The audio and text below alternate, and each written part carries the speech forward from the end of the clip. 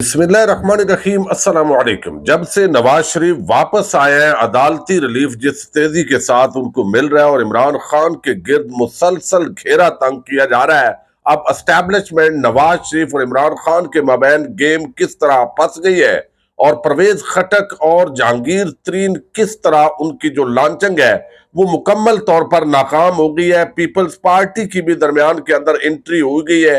इस पर हम आज की वीडियो में तफसील के साथ बात करेंगे। रेड जोन को गुज़श्ता रोज मैदान जंग बनाने की कोशिश की गई, बिल आखिर मैदान जंग बनाने वाले पिस्पा हुए हैं और आज लाखों लोग इस्लामाबाद की तरफ चल पड़े हैं। ये क्या मामला है, इस पर भी तफसील के साथ हम बात करेंगे।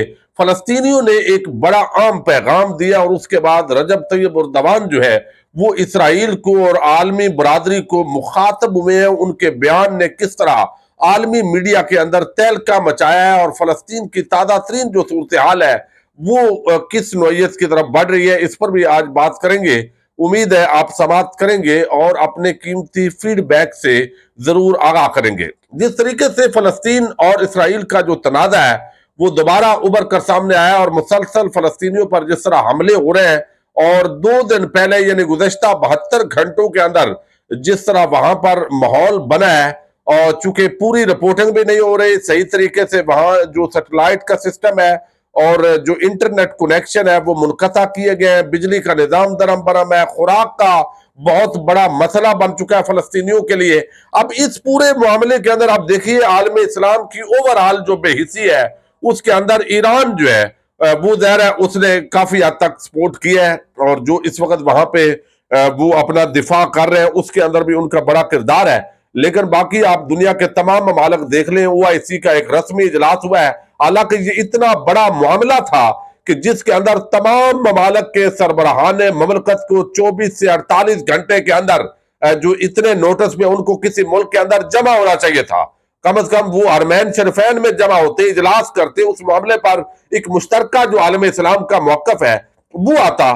लेकिन वो मौकफ नहीं आया। वज़राए खारजा से भी नीचे की सतह के ज्यादातर लोग थे जो इजलास हुआ और वो सिर्फ एक नशिस्तन बर्खास्तन से आगे जो है वो मामलात नहीं बढ़ सके, क्योंकि दुनिया के अंदर जो इस वक्त मामलात है बदकिस्मती से जो उम्मा का कंसेप्ट है वो खत्म होकर तजारती मामलात जो है उसकी तरफ गए और हमास के हवाले से भी बहुत सारे जो आलम इस्लाम के ममालिक हैं उनका मौकफ मुख्तलिफ है। अब इस सूरत हाल के अंदर जिस तरह रात को जो है वो वहां पर एक फलस्तीनी नौजवान का जो बयान आया, उन्होंने कहा कि मैं अरब रहनुमाओं से अपील करता हूं, क्या आप इतने कमजोर और नामर्द हो गए कि इमदादी गाड़ियां अपने अरब और इस्लामी सरजमीन के किसी दूसरे हिस्से में मुंतकिल करने से कातर है।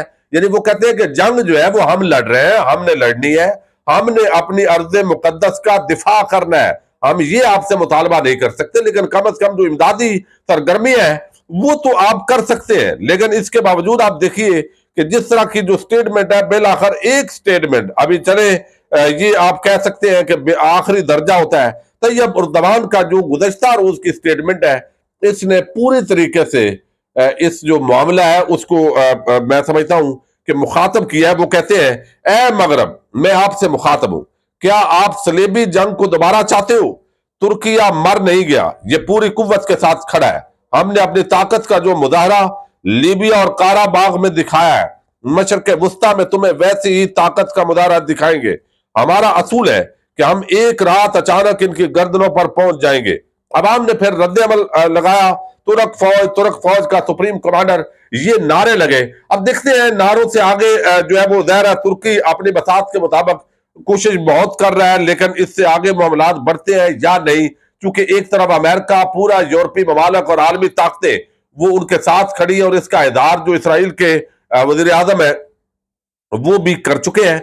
आज इस्लामाबाद के अंदर जो है वो एक बड़ा आम गजा मार्च हो रहा है जिसके अंदर बड़ी तादाद जो शहरियों की है वो शरीक हो रही है पूरे पाकिस्तान से, खास तौर पर पंजाब और केपीके के जो मुल्हिका अजला है वहां से बड़ी तादाद के अंदर लोग आ रहे हैं। गुज़श्ता रोज इसकी तैयारियां जो है वो शुरू हुई और जमात इस्लामी की ये अनाउंसमेंट है बुनियादी तौर पर कि हमने अमेरिकन जो सफारत खाना है उसके सामने एहतजाज करना है, चूंकि ये जितना कुछ हो रहा है फलस्तीनियों पर जो मजालम हो रहे हैं, एक तो हमारे जो अपने वजीर आजम या वजारत खारजा का कोई ऐसा बयान नहीं आया, پھر ہمارے میڈیا نے جو کرکٹ ورلڈ کپ دکھا رہا ہے، لیکن دوسری طرف جو فلسطین ہے ان کے مظلوموں کی جو پکار ہے وہ جا کے 7ویں 8ویں نمبر کی ایک چھوٹی سی خبر بنائی جاتی ہے، اس کے اندر بھی زیادہ ڈیٹیل نہیں ہوتی، اس پر کوئی ڈسکشن نہیں۔ دنیا کا میڈیا اس کو ایک عالمی جنگ کے تناظر کے اندر ڈسکس کر رہا ہے، لیکن یہاں پر آپ دیکھیے کہ کوئی مسئلہ ہی نہیں ہے، روٹین کے مطابق معاملات چل رہے ہیں۔ تو گزشتہ روز جماعت اسلامی کے کارکنان جو تیاریوں کے لیے وہاں پر پہنچے، ان کے مقامی جو امیر ہے اسلام آباد کے کچھ عام رہنما، ان کو گرفتار کر لیا گیا، اور پھر آنسو گیس شیلنگ ہوئی، ٹکراؤ ہوا بھرپور طریقے سے۔ ایک جو ریڈ زون ہے اس کو سرینا ہوٹل والی جو سائڈ ہے وہاں پر میدان جنگ بنانے کی کوشش کی گئی، اور آگے اینڈ پر جب آپ جاتے ہیں تو فرانس کی ایمبیسی کی وہ بیک سائڈ ہے، کسی زمانے میں فرنٹ بھی ہوتا تھا، لیکن یہاں پر جو ہے وہ آپ اندازہ لگائیں کہ وہ جان بوجھ کر معاملات کو اس طرف اسلام آباد کی انتظامیہ لے کر گئی۔ اب یہ کس نے ہدایات دی؟ حالانکہ پرامن احتجاج ہوتا ہے اور اس کو آپ نے انتظامی مشینری کے ذریعے کنٹرول کرنا ہے، لیکن اب انتظامیہ کا یہ کہنا ہے کہ وہاں پر احتجاج نہ کریں، یہ حساس جگہ ہے۔ دوسری طرف جماعت اسلامی اور وہ لوگ ڈٹے ہوئے ہیں کہ یہاں پر آنا ہے۔ تو آج بالآخر جو کچھ رات کو لوگ تھے، کیسر شریف صاحب ہے جماعت اسلامی کے ترجمان ہے، انہوں نے یہ بتایا کہ رات کو جو گرفتار رہنما تھے ان کو رہا کر دیا گیا ہے، اور آج مقررہ جگہ پر جو ہے وہ ہمارا سفارت خانہ جہاں پر روٹ طے ہے وہیں پر ہمارا احتجاج ہوگا، پرامن ہوگا۔ لہذا اس حوالے سے تمام مرد و خواتین نماز ظہر آپ پارا میں ادا کریں۔ تو آپ پارا سے یہ امریکی سفارت خانے کے سامنے آج بڑی تعداد کے اندر جو لوگ ہیں، ہزاروں لاکھوں کی تعداد کے اندر دعویٰ ہے ان کا، وہ آج پہنچ رہے ہیں، اور دیکھتے ہیں کہ پاکستان کے اندر یہ پہلا اس نوعیت کا جو بڑا احتجاج ہے اب وہ ہونے جا رہا ہے۔ اب اگر پوری صورتحال ہم ڈسکس کریں جس طرح ایک سیاسی منظرنامہ بن رہا ہے تو یہ بڑا حیران کن ہے۔ یعنی ایک طرف پیپلز پارٹی اور نون لیگ، یہ ساری جماعتیں انہوں نے اکٹھے اقتدار کے مزے لیے، اب وہ پیپلز پارٹی اعتراض کر رہی ہے۔ انہوں نے جو یہ بیان دیا کہ تحریک انصاف کے بغیر الیکشن شفاف نہیں ہو سکتے، تو اب تحریک انصاف کے جو رہنما ہے وہ بھی وفد کی صورت کے اندر جو ہے وہ ملاقاتیں کر رہے ہیں مختلف سیاسی جماعتوں سے، اور اس کا ایجنڈا ایک ہی ہے کہ شفاف انتخابات ہونے چاہیے۔ اگر انتخابات کے اندر ڈنڈی ماری گئی، جس طرح مجرم نواز شریف کے سامنے سب نے سرنڈر کیا ہے پاکستان کے تمام اداروں نے، تو یقینی طور پر اس طرح جو الیکشن ہوگا وہ دھاندلی زدہ ہوگا، اور اس کے بعد لوگ پھر احتجاج کریں گے۔ جب الیکشن کی کوئی کریڈیبلٹی نہیں ہوگی تو پھر پاکستان کے اندر سیاسی عدم استحکام اور پھر معاشی عدم استحکام بھی رہے گا۔ تو لہذا ملک پر رحم کرنا چاہیے۔ یہ ایک مجرم کو پاکستان پر زبردستی مسلط کرنا، بھئی آپ کا اگر کوئی لندن پلان ہے یا لندن معاہدہ ہے تو آپ عوام کا کس طرح سودا کر سکتے ہیں؟ یہ چیز جو ہے وہ کہتے ہیں کہ ہم اٹھائیں گے۔ اب یہاں پر جو ہے ایک معاملہ تو یہ ہے، اور پیپلز پارٹی کو ڈیل سوٹ بھی کرتی ہے کہ ٹھیک ہے ایک کے ساتھ ڈیل ہوگی تو ہم بلیک میل کریں گے، پھر ہمارے ساتھ ہوگی، ڈیلوں پر ہی ملک کا نظام چل رہا ہے۔ دوسری طرف جو ہے وہ نواز شریف، ان کو عدالتیں مسلسل ریلیف دے رہی ہیں، اور اب اور جو ان کے کیسز ہیں وہ ایک ایک کر کے ختم کرنے ہیں۔ جیسے میاں مٹھو کو چوری دی گئی ہے اسی طریقے سے باقیوں کو بھی چوری ڈالنی ہے۔ اور آپ اس وقت جو اسلام آباد ہائی کورٹ ہو، ٹرائل کورٹ ہو، یا اوپر سپریم کورٹ کے قاضی کورٹ ہو، وہ بھی سارے ایک ہی پیج پر ہیں، بغیر عمران خان اور تحریک انصاف کو ان سے انصاف نہیں ملنا۔ یعنی وہ ایک پورا ایک فلم جیسے ہوتے ہیں نا میکر یا اداکار، بڑے بڑے زبردست ہوتے ہیں لیکن آگے جا کے ٹھوس ہو جاتے ہیں۔ وہی کام ہم نے بہت سارے ایسے ججز جن کی بڑی کریڈیبلٹی اور ان کے اندر بڑی ہوا بھری گئی میڈیا کے ذریعے، لیکن وہ اب جس طرح ٹھوس ہوئے پڑے ہیں وہ پوری طرح قوم جو ہے اس کے سامنے آشکار ہو گئے۔ اب اس معاملے کے اندر جو ہے وہ ایک پریشانی بھی ہے۔ پریشانی یہ ہے کہ کیا اسٹیبلشمنٹ نواز شریف کو 2/3 اکثریت دے دے گی جیسے نون لیگ کا دعویٰ ہے؟ تو 2/3 اکثریت اگر دے دیں گے تو کیا نواز شریف اسٹیبلشمنٹ پر ہمیشہ کی طرح پھر وار نہیں کریں گے؟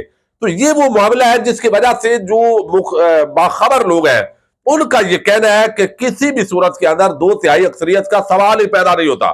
پہلے تو عوام کے اندر چونکہ نفرت کی علامت ہے، تو اگر تھوڑی سادہ اکثریت بھی دینی پڑے، کچھ سیٹیں زیادہ بڑھانی پڑے، تو پھر بھی ایک اتحادی حکومت بنے گی، ہانگ پارلیمنٹ بنے گی، اس کے ذریعے نواز شریف کو بھی کنٹرول کیا جائے گا، جیسے عمران خان کو اتحادی حکومت کے ذریعے زیادہ سیٹیں اس کی لے لی گئی اور پھر کنٹرول کر لیا گیا اور جب چاہ ہٹا دیا گیا۔ اب اسی طریقے سے ایک تو نواز شریف جو ہے وہ بھی اس معاملے کو دیکھتے ہیں، لیکن ان کے لیے یہ بھی زیادہ ہے چونکہ وہ اتنی سیٹیں بھی میرٹ پر لینے کی پوزیشن میں نہیں ہے۔ لیکن اس تمام تر صورتحال کے باوجود इस वक्त मैच फंसा हुआ है।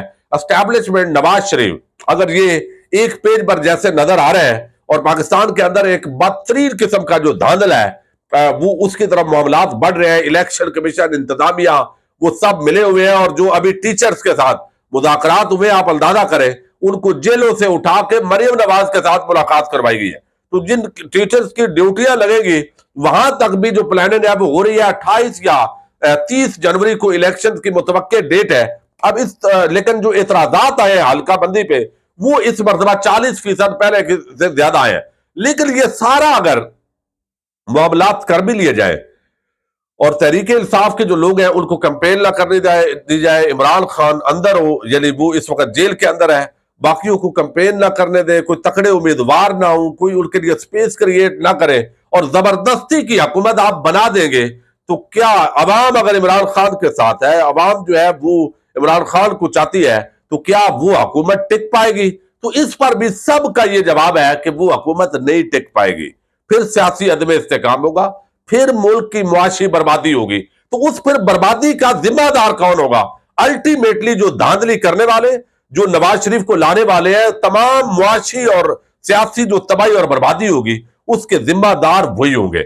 अब इसके अंदर कोई दरमियाना जो है वो मामलात बगैर सोचने की कोशिश हो रही है कि कुछ ना कुछ तहरीक इंसाफ के लिए जो स्पेस है वो आइंदा जब अनाउंसमेंट होती है इलेक्शन की, वो स्पेस क्रिएट की जाए, फिर धांधली करके इस तरह इलेक्शन को मैनेज किया जाए। लेकिन लगता नहीं है कि इमरान खान को ज्यादा लंबे अरसे के लिए जेल के अंदर साल 2 साल अगर रख भी लिया तो उसके बाद नवाज शरीफ को भी इमरान खान से ही डराया जाएगा, यानी आप हुकूमत अगर इस तरह नहीं करते तो ऐसे करेंगे। तो ये सारी चीजें इस वक्त अजीब दौराए के अंदर पाकिस्तान खड़ा है।